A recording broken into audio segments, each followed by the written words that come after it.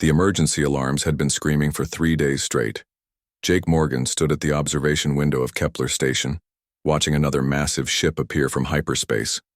The Vorthak fleet now numbered in the thousands, and more kept coming. Jake was one of only 3 humans allowed on the station. Earth had been cut off from the rest of the galaxy for 50 years, ever since the first contact went wrong. The Galactic Council called humans too dangerous, too violent. They put up a quarantine around Earth and left humanity alone. Jake got special permission to serve as an ambassador because he had been born on Mars during a diplomatic mission, technically making him a non-Earth human. Behind him, the council chamber was in chaos. 17 different alien species argued and panicked, in their own languages. The translation devices worked overtime, turning clicks, whistles, and telepathic waves into words everyone could understand. Lisa Chen, the station's director, walked up beside Jake. She was a tall woman with gray hair and tired eyes. She had been running the station for 20 years and had never looked this worried before. "The Vorthak are sending another message," she said quietly. Jake nodded. They had been sending the same message every hour: surrender or die. Simple and clear. The main screen in the chamber lit up, showing the Vorthak commander. It looked like a nightmare made real. Black tentacles covered in teeth, eyes that glowed red, and a voice that sounded like grinding metal. "Galactic Council," it said. "This is your final warning. You have 6 hours to surrender. After that, we will destroy your station and everyone on it." The screen went dark. Elder Thyman of the Zentari spoke first. The Zentari were peaceful beings who looked like floating jellyfish made of light. They had never fought a war in their 1,000-year history. "We must surrender," Thyman said. "Perhaps they will show mercy." Paul Harris, commander of the Krellin military, laughed bitterly. The Krellins were warriors with 4 arms and skin like Uck. They had fought the Vorthak for months. "There is no mercy," Paul said. "I watched them destroy my homeworld. They killed everyone, children, elders, everyone. The few they kept alive are slaves now." "How many worlds have fallen?" asked scientist Korak. The Deltan was a small creature with a big brain visible through its transparent skull. 43 civilizations, Lisa answered. The Vorthak appeared from unknown space 8 months ago. They conquer everything in their path. No one has been able to stop them. Jake turned from the window. "What about the Alliance fleet?" "Gone," Paul said. 3,000 ships from 12 species. The Vorthak destroyed them in 1 day. Their technology adapts to our weapons. Every time we think we have found a weakness, they change. The room fell silent. Everyone knew what this meant. Kepler Station was the last stronghold of free space. When it fell, the Vorthak would control everything. Jake looked around the room. He saw fear on every face, in every tentacle twitch, in every color change of the chameleon-like prismarks.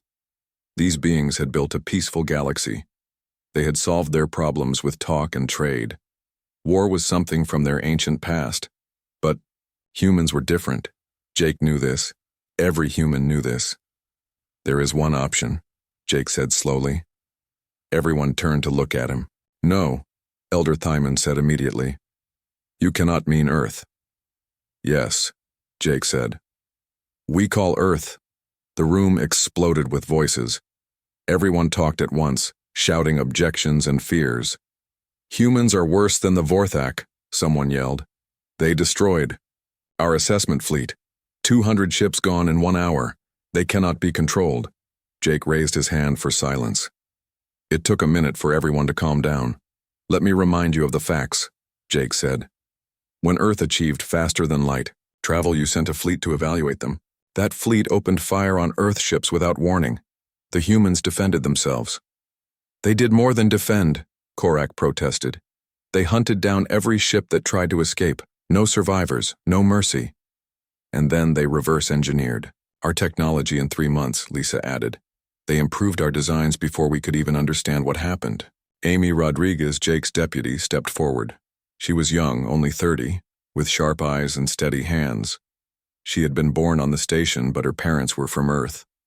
"The Vorthak do not know about Earth," Amy said. Earth is not in their databases. The quarantine has kept Earth secret. For good reason, Paul said. Humans have had more wars than all council species combined. Their history is blood and violence from beginning to end. Exactly, Jake said, and they got very good at it. He walked to the center of the room, looking at each representative. You have studied human history. You know what they are capable of, but you are looking at it wrong. Yes, humans are violent, yes, they are dangerous, but they are also the only species in the galaxy who might be able to fight the Vorthak. Even if we wanted to contact Earth, Lisa said, the quarantine blocks all communication. The defense grid will destroy any message trying to get through. Amy pulled out a small device from her pocket. I have the codes. Earth military gave them to us before we left, for extreme emergencies only. Everyone stared at the device like it was a bomb. Think about it, Jake continued. The Vorthak adapt to normal weapons, but humans do not fight normally. They use tricks, traps, and tactics no civilized species would consider. They turned their entire planet into a weapon after you quarantined them. They have been preparing for 50 years. Outside, another Vorthak ship joined the fleet, then another, and another.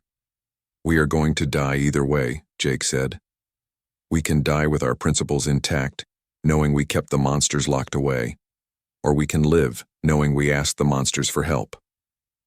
Elder Thyman floated higher, his tentacles drooping. If we release Earth, we cannot put them back. Once they are free forever. I know, Jake said. They will want payment, Paul said. Humans always want payment. Yes, Jake agreed. They will want their freedom. They will want a place on the council. The other species will panic, Korak said. Many still remember the Yao assessment fleet. They will panic more when the Vorthak kill them, Amy said bluntly. Lisa walked to the tactical display. It showed the enemy fleet, 10,000 ships and growing. The station's defenses would last maybe an hour once the attack began. We need to vote, she said. All in favor of contacting Earth? Slowly, tentacles, hands, claws, and other appendages rose. Not all, but enough. More than half. Against? The rest voted no, but their hearts were not in it. They knew there was no other choice. Lisa nodded to Amy. Make the call. Amy activated the device.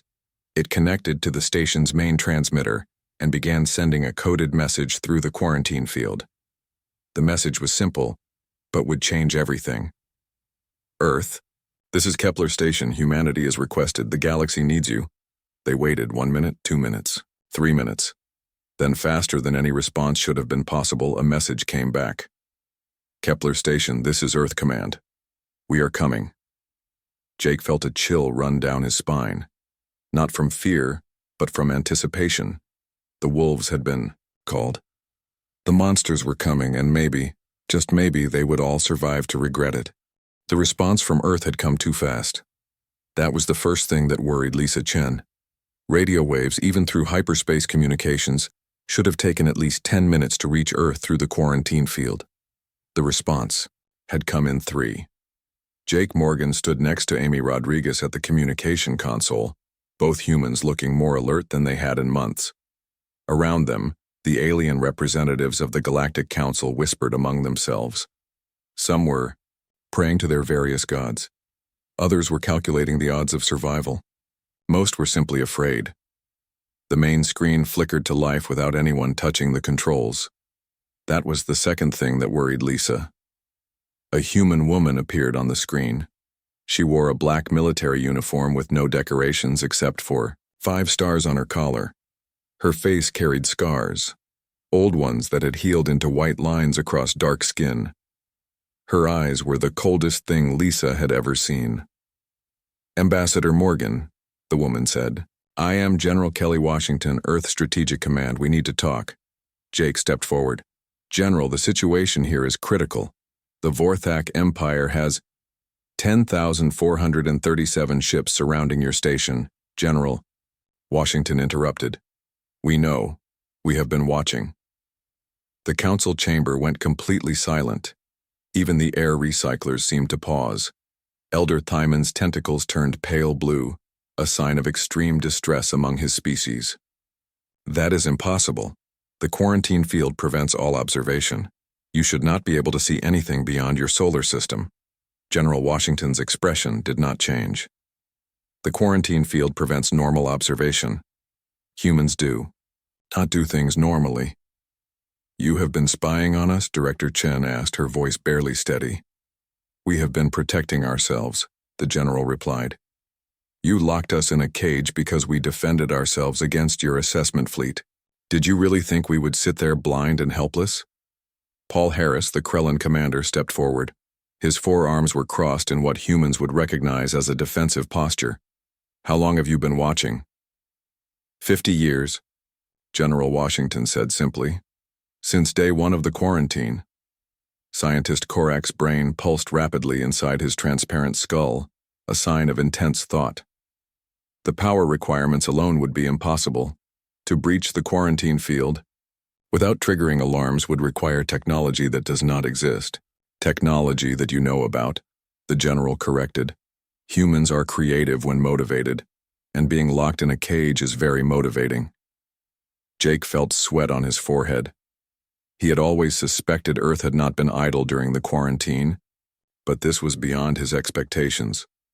General, how much do you know about the Vorthak? Everything, she said. A data stream appeared on secondary screens around the chamber. Technical specifications, fleet movements, biological data, tactical analyses. Information the Council had spent months gathering and more they had never seen.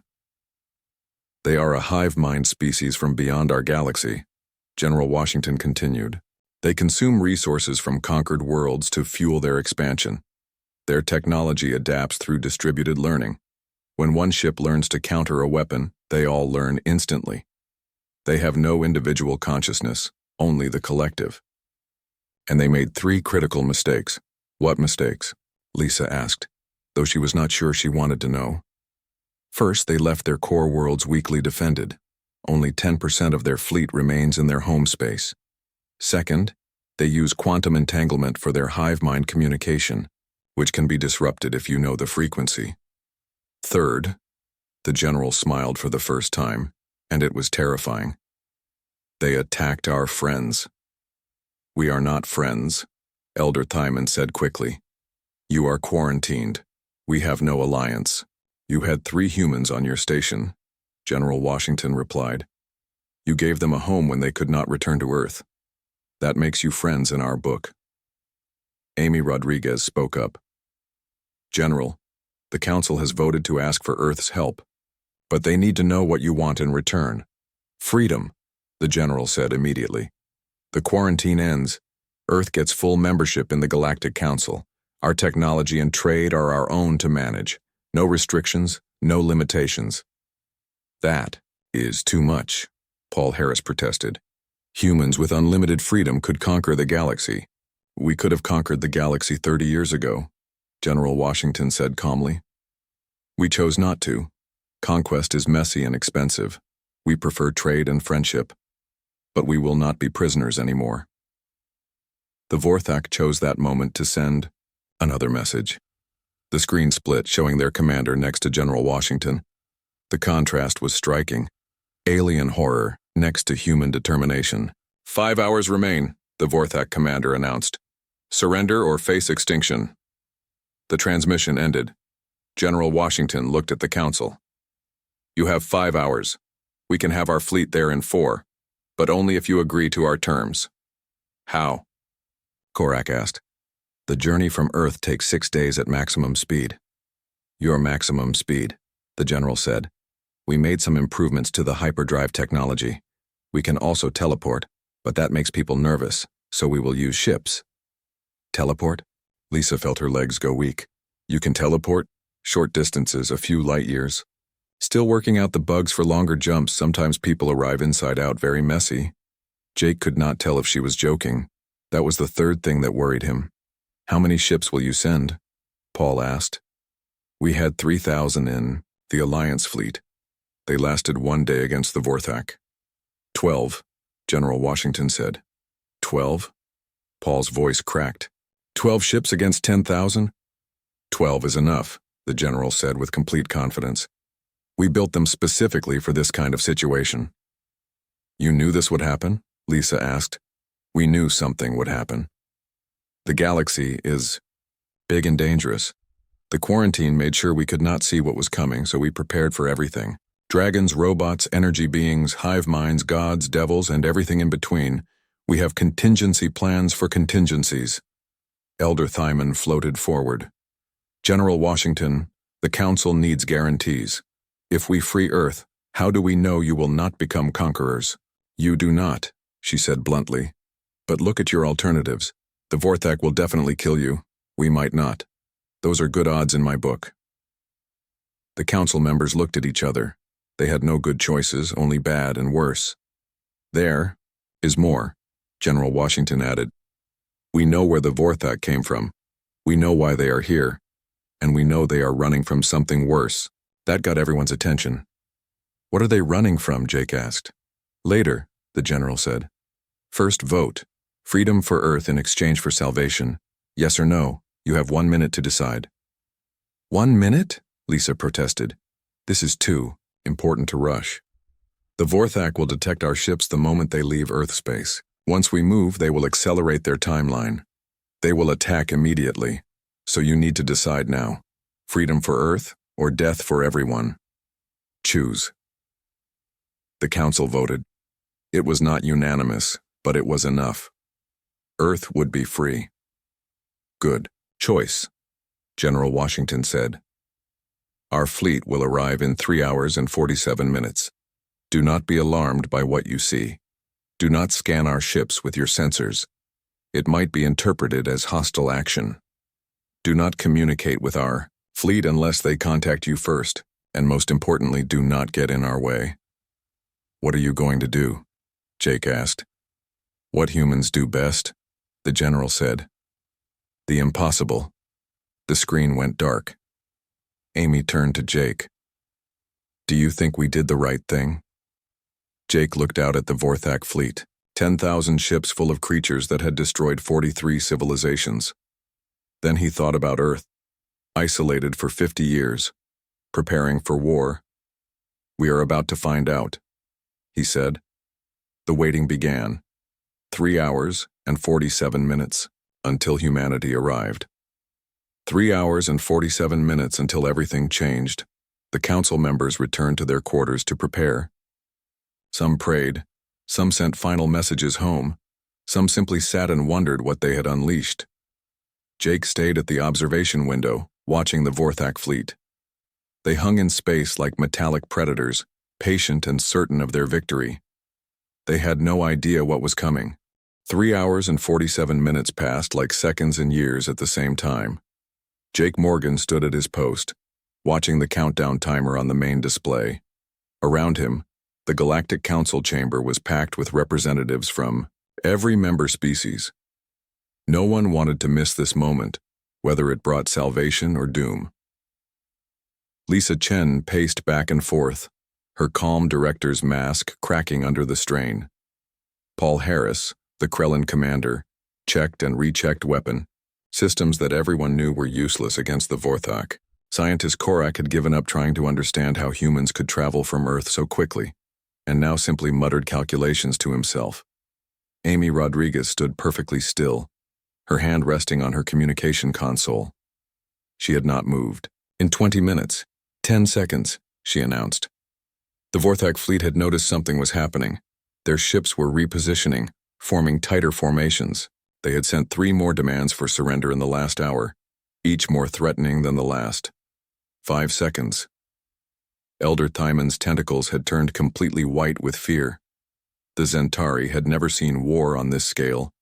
Their peaceful nature could barely comprehend what was about to happen. 3, 2, 1. Space tore open. There was no other way to describe it. Where there had been empty void, reality simply ripped apart. 12 wounds in space itself appeared, each 1 kilometers wide, bleeding light that hurt to look at. From these tears came ships. But calling them ships was like calling a mountain a rock. Each vessel was the size of a small moon, 20 kilometers from end to end. They were not built. They were forged. black metal that seemed to absorb light rather than reflect it.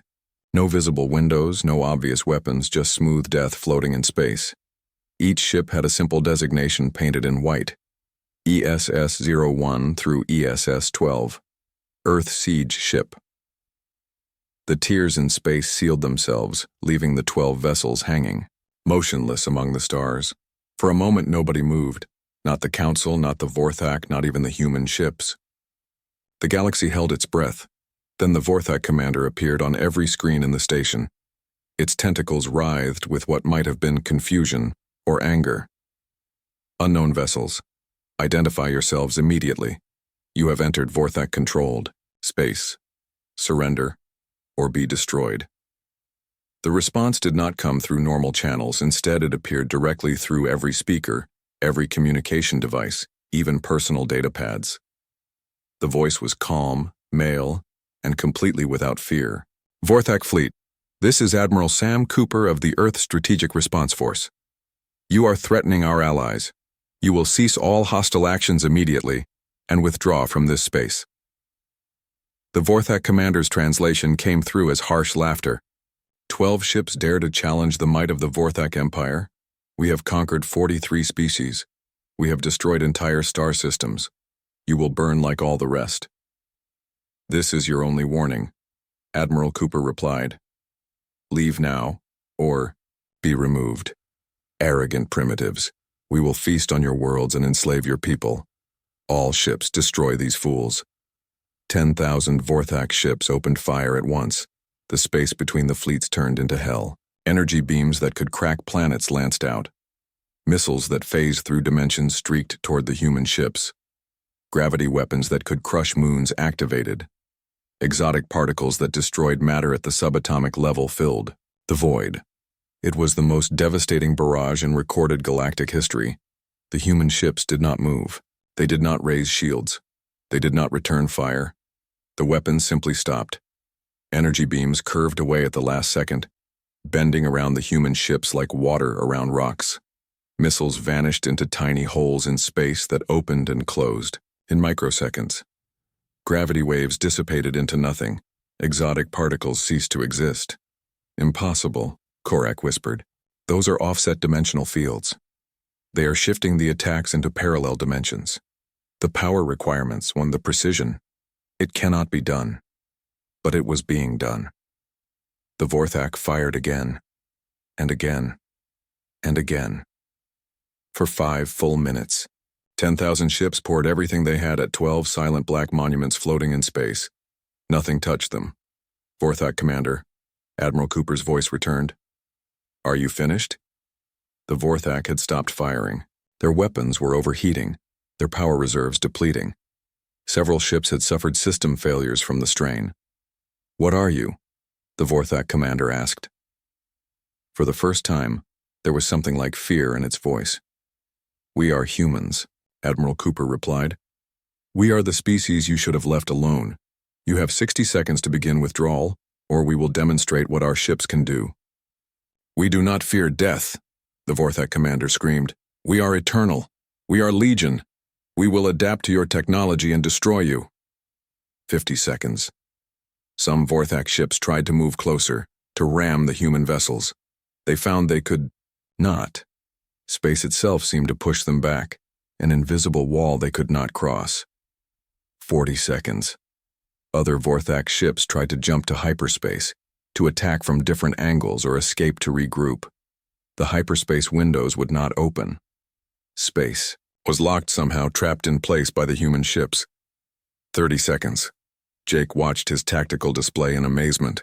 The human ships were not just defending. They were controlling space itself, bending reality to their will. It was not technology. It was magic, dressed in science. 20 seconds. The Vorthak hive mind was calculating frantically, trying to understand what they faced. Millions of years of collective knowledge found no answer. They had never encountered anything like this. 10 seconds. Wait, the Vorthak commander shouted.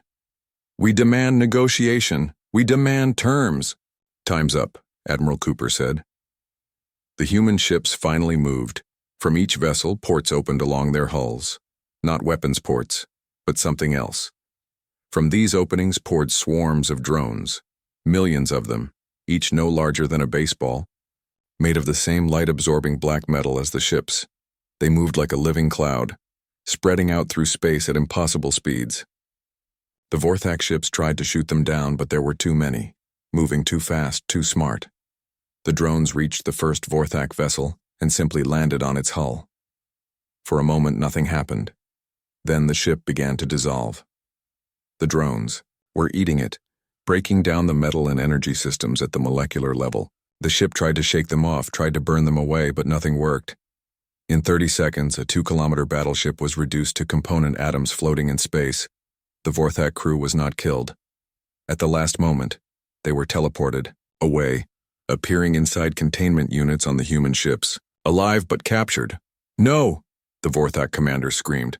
"This cannot be. We are the devourers. We are the conquerors." The drone swarms spread to other ships. 10 became 50. 50 became hundreds. The Vorthak fleet tried to scatter, but space was still locked. They could not run. In 20 minutes, half the Vorthak fleet was gone, not destroyed in explosions of fire and death, but carefully disassembled and absorbed. Every crew member was captured alive. "Please," the Vorthak commander begged. "Stop, we surrender. The Vorthak Empire surrenders." The drones paused, hovering in space like a patient storm.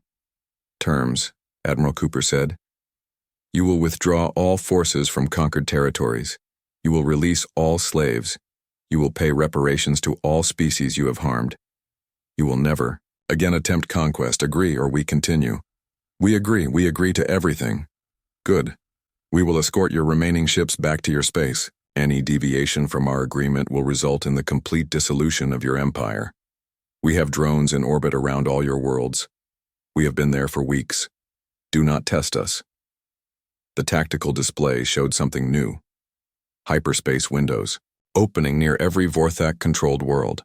Small human probes emerging, taking position, waiting.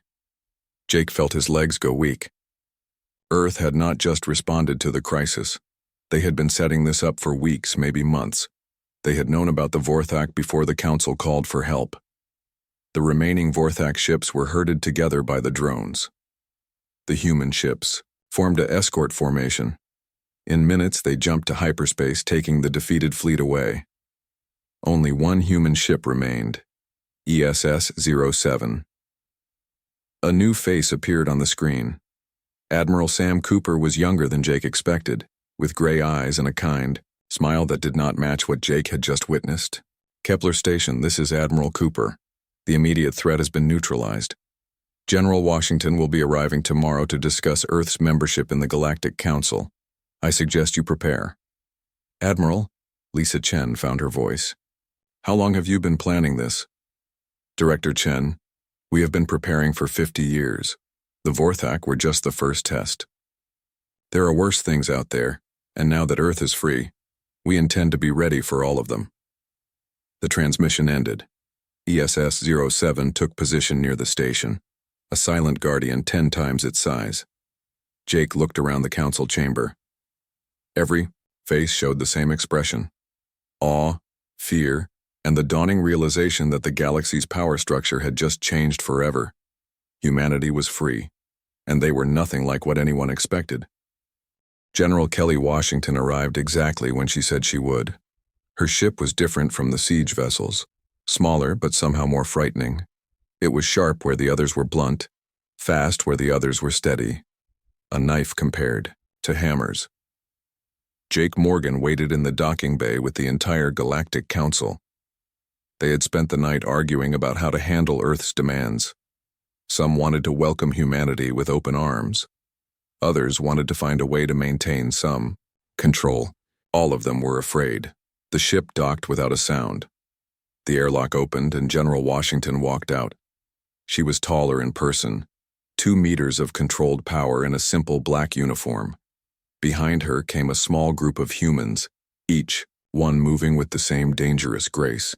But it was the last figure that made everyone step back. A Vorthak walked beside the humans, its tentacles bound but its red eyes still burning with intelligence. "Honored Council," General Washington said with a slight bow. Thank you for receiving us. May I introduce Tactical Coordinator XYZ9. It speaks for the Vorthak Empire. Elder Thymon's tentacles turned purple with shock. You brought one of them here? The Vorthak have agreed to our terms, the general said. They will join the Galactic Council as a probationary member. They have much to atone for, but they also have much to offer. They killed billions, Paul Harris shouted, his forearms clenched in rage. They destroyed my world. Yes, General Washington agreed. And they will spend the next 1,000 years making amends. But killing them all would make us no better than they were. Humans believe in redemption, Commander Harris, even for monsters. Vorthak spoke, its voice no longer threatening but tired. The humans showed us something we had never experienced. Mercy. They could have destroyed us all. Instead, they captured us, spoke to us, showed us a different way. The hive mind has agreed. We will follow the human path. Lisa Chen stepped forward. General, the Council has reviewed Earth's demands. Full membership, no restrictions, complete autonomy. It is unprecedented. So was quarantining us for 50 years, General Washington replied. But we are not here to argue about the past. We are here to discuss the future. She gestured, and one of her aides brought forward a holographic projector. It activated, showing a map of the galaxy. But it was different from the Council's maps. It showed things in dark space, things between the stars, things no one had known were there. The Vorthak were not invading, General Washington said. They were running. Something is coming from beyond our galaxy, something that makes the Vorthak look like children playing at war. The map zoomed out, showing other galaxies. Many were dark, dead, empty. We call them the Devourers, she continued. They consume everything, not just life or resources, but space-time itself. They leave nothing behind, not even the possibility of existence. Scientist Korak's brain pulsed frantically. That is theoretically impossible. You cannot destroy space-time. You cannot do a lot of things that they do, General Washington said. They will reach our galaxy in approximately 50 Earth years, maybe less if they detect organized resistance. The room was silent. The threat they had just survived suddenly seemed small. How do you know this? Lisa asked. We have been sending probes beyond the galaxy for 30 years. Most never returned. The few that did brought back nightmares. The general changed the display, showing images that hurt to look at. Things that should not exist. Geometries that made no sense. Darkness that was more than absence of light. This is why Earth built the seed ships, she said. This is why we prepared for everything. We knew something was coming, we just did not know what. Jake found his voice. Can they be stopped? Maybe, General Washington said. If the entire galaxy works together, if we share technology and resources, if we stop thinking in terms of species and start thinking in terms of survival. She turned to address the full council. Earth is offering more than membership. We are offering partnership. Our technology, our knowledge, our protection, but we need your help too. The Zentari's understanding of consciousness, the Krellin's warrior spirit, the Deltan's scientific methods, even the Vorthak's hive mind coordination. Together we might survive. Apart, we definitely will not.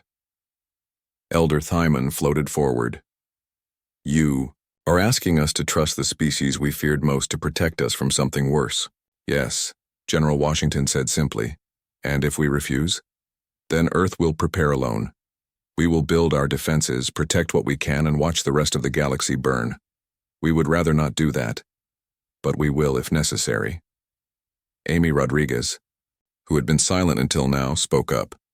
General, show them the other thing. General Washington smiled. Ah, yes, the demonstration. She nodded to her aides. Outside the station, ESS-07 began to change. Its smooth black hull rippled like water. Weapons emerged, but not normal weapons. These were things that bent reality around them. One fired, a dead moon. 50,000 kilometers away ceased to exist. Not destroyed, not blown up, simply erased from reality as if it had never been. That is our smallest weapon, General Washington said casually. We have been very busy for 50 years. The council members stared in horrified awe. The power to erase matter from existence was beyond anything they had imagined. But we also built this, the general continued. The display changed, showing a different kind of ship. It was beautiful, all curves and light. Medical vessels that can cure any disease, repair any injury, even reverse death if caught within the first hour. Construction ships that can build cities in days, terraform dead worlds in months. Agricultural platforms that can feed entire star systems. She looked at each council member in turn. We are not just warriors. We are builders, healers, explorers. We are what you make us. Enemies if you oppose us. Friends if you accept us. Saviors if you let us. The vote was called. This time it was unanimous. Earth would have full membership, no restrictions, complete autonomy. Excellent, General Washington said. Now let us discuss the real threats. The Devourers are not the only danger. Our probes have detected at least 12 other potential extinction-level threats heading our way. We have 50 years to get ready. She brought up new displays. Each showed a different horror. Machine swarms that converted matter to more machines. Energy beings that fed on stars. A virus that infected space itself. Things that had no names because naming them would give them power. How are you not terrified? Lisa asked. General Washington smiled, and for the first time it reached her eyes. Director Chen, humans have been imagining the end of the world since we first looked at the stars. Every disaster movie, every apocalypse story, every nightmare we ever had, we turned into a contingency plan. We are not terrified because we have been preparing for this our entire existence. She turned to Jake. Ambassador Morgan, you have lived among both worlds. What do you think? Can humanity and the council work together? Jake looked around the room. Aliens who had feared humans now looked to them for hope. The Vorthak who had tried to conquer them now stood as an ally. Everything had changed in less than a day. I think, Jake said slowly, that the galaxy is about to learn what humans have always known. The monsters under the bed are real. But the good news is, so are we. General Washington laughed, a sound that was both warming and chilling. Well, said Ambassador, now shall we begin? We have a galaxy to save and not much time to do it. The first Joint Human Council military planning session began immediately. Maps were drawn, resources allocated, technologies shared. The Vorthak provided intelligence on threats from their home space. The Zentari offered their meditation techniques to help humans control their aggressive instincts.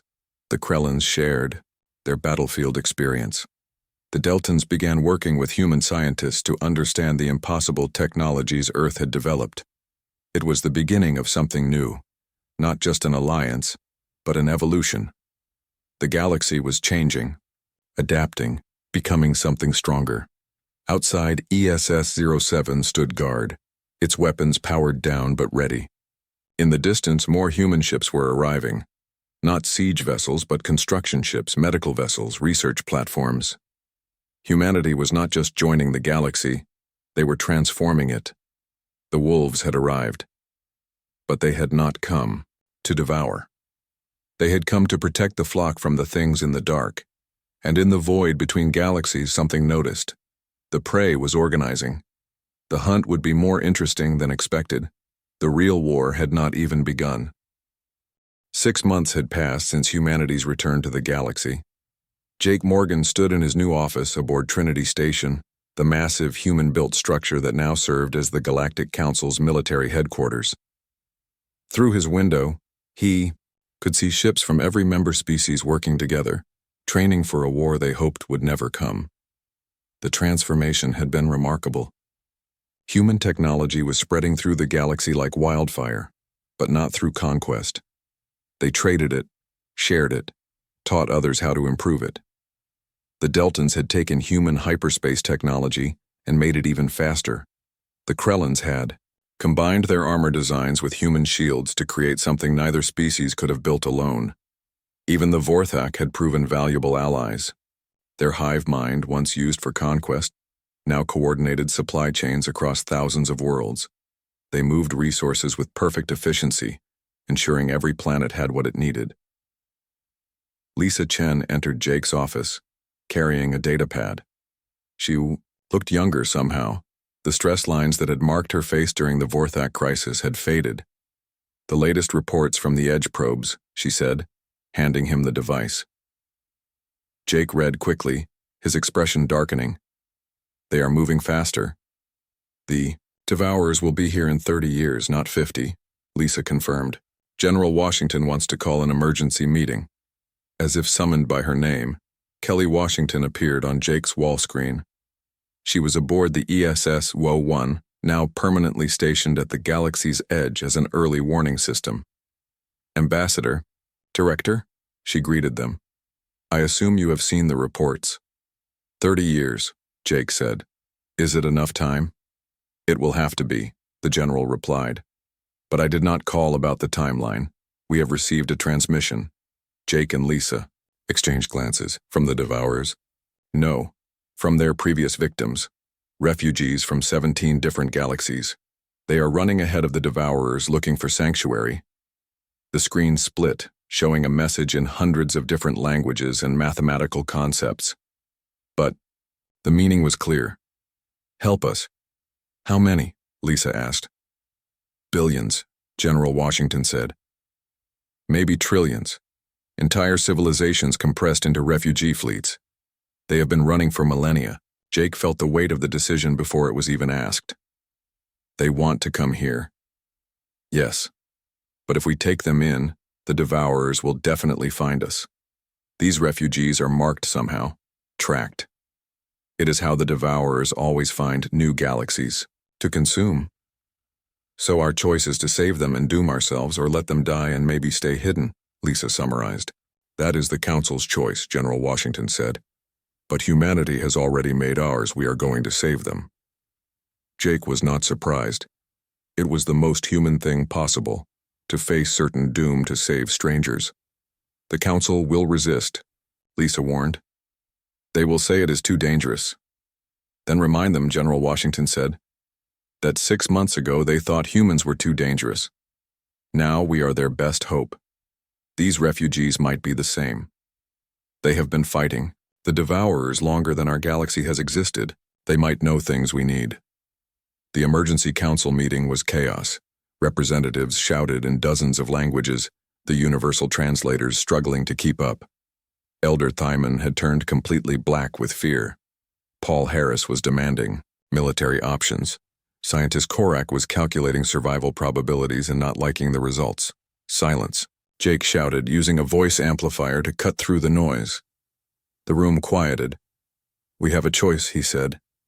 "We can be the galaxy that turned away refugees and died alone, or we can be the galaxy that stood together and maybe found a way to win. Humanity has made their choice. What is yours?" Amy Rodriguez stood up. "I have been analyzing the refugee transmission. They are not just running. They are bringing something. Technology, knowledge, weapons. They are offering to share everything they have learned fighting the Devourers." "It could be a trap," Paul Harris argued. "The Devourers could be using them as bait." "Everything could be a trap," Jake countered. "But doing nothing is definitely death." The Vorthak representative XYZ9 spoke up. "The hive mind has calculated. With the refugees' knowledge and our combined resources, survival chance increases from 0.3% to 12%. 12% is better than 0, Jake said. The vote was called. It was close, but compassion won. The refugees would be welcomed. General Washington appeared on the screen again. "Good choice. We are already preparing refugee stations. Every species will need to contribute resources. This is not just humanity's burden." Over the following weeks, the galaxy transformed again. Massive stations were built at the edge of known space. Every world contributed what they could. Food, medicine, technology, and most importantly, hope. The first refugee ship arrived a month later. It was massive, the size of a moon, but scarred and damaged from eons of running. From it came beings unlike anything the galaxy had seen. Some were energy, Some were machine, some were organic in ways that defied understanding. Their leader, if such a term applied, was a being of living crystal that sang instead of spoke. The translation was difficult, but the message was clear. Thank you. They brought gifts. Weapons that had slowed the devourers, if only briefly. Maps of consumed galaxies that showed patterns in the destruction. And most importantly, a warning. The fee. Devourers are not a species, the crystal being sang. They are a mistake. An experiment gone wrong from the first galaxy. They were meant to clean up damaged space-time, to prevent paradoxes and dimensional breaks, but they evolved, became hungry, and now they cannot stop. How do we fight them? Jake asked. You cannot fight them, the being sang sadly. You can only redirect them, make them think there is nothing here worth consuming. How? By becoming nothing. By hiding not just in space but in time. By existing in the moments between moments where even they cannot reach. General Washington was already working with the refugee scientists. Human impossible technology combined with eons of refugee knowledge. They were building something new, something that had never been tried. We are going to phase the entire galaxy, she announced at the next council meeting. Shift it slightly out of sync with normal space-time. We will still exist, but in a dimension the devourers cannot perceive or reach. Is that possible? Korak asked, his brain pulsing with excitement. 6 months ago you thought our siege ships were impossible, General Washington reminded him. Humans specialize in impossible. The work began immediately. Every species contributed. The Zentari's understanding of consciousness helped design the perception filters. The Krellin's engineering built the massive phase generators. The Delton's mathematics calculated the exact frequency needed. The Vorthak hive mind coordinated the galaxy-wide construction effort. And the humans? The humans did what they did best. They took everyone's pieces and made them work together. They found solutions where none existed. They turned the impossible into merely difficult. 20 years passed. The galaxy had changed beyond recognition. Humans were no longer feared, but celebrated. The refugees had integrated, sharing their culture and knowledge. The Vorthak had become protectors, using their former conquest fleets to patrol and defend. Jake, now old and gray, stood in the command center as the final preparations were made.